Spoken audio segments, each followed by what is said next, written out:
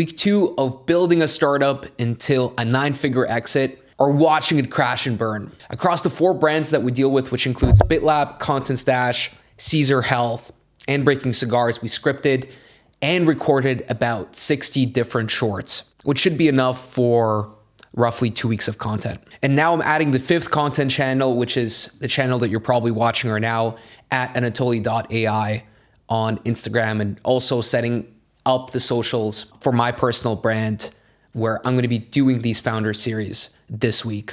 So this is either scaling or self-sabotage, because there is some risk towards splitting the audiences. But I found the topics to be so vast that there is a need to have segmentation in the content that we produce across the channels. And I think I found something that will help with the managing of all this content, and it should solve my issues, but more on that in just a second. Let me break down what actually happened this week. The focus was supposed to be straightforward. Onboard a new content editor for Breaking Cigars and ContentStash, push proposals forward for BitLab, fix some website bugs for Caesar Health so we can continue collecting those emails, and deal with some growing performance concerns around Caesar Health's content. What actually happened this week is we ended up going deep into the AI rabbit hole. Found an open source agent called OpenClaw that can monitor your CRM, draft follow-up emails, automate browser tasks, even interact with Instagram accounts, all from a Telegram message on your phone. We briefly mapped out the workflows on how to deploy it across our brands,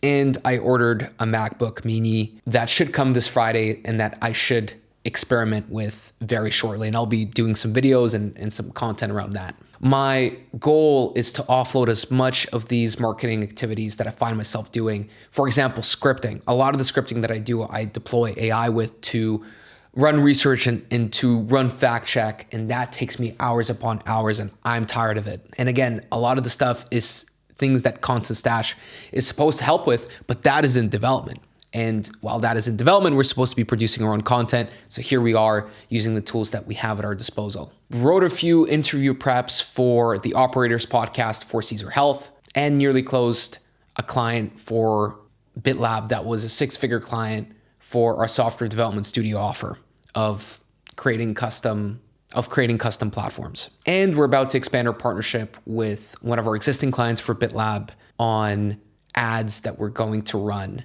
on a marketing proposal that includes CTV ads and YouTube ads management, as well as SEO and Facebook ads. Also evaluated a sponsorship deal for Breaking Cigars, and we're in talks on recording a podcast episode there. Also set up our second editor, Tobogo, who's probably going to edit this content, and set him up with access to all of our tools for marketing, including Vista Social, Fathom, Slack, Google Drive, and gave him access to all the video content, which means we can be pumping out more content than before, which puts pressure on us to actually generate that content and to repurpose it.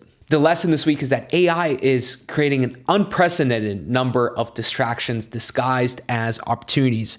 The tools can, on one hand, 10x your output, but it does end up splitting your focus initially. It may or may not pay off. We shall see with the tools that we're deploying. Next week, we're going to be setting up OpenClaw for the Mac when the Mac Mini lands at my place, looking into Higgsfield AI for visualization, and how many marketing activities across our 4 brands can we offload to the AI agents. What's the AI that you're most hyped about right now? Comment below.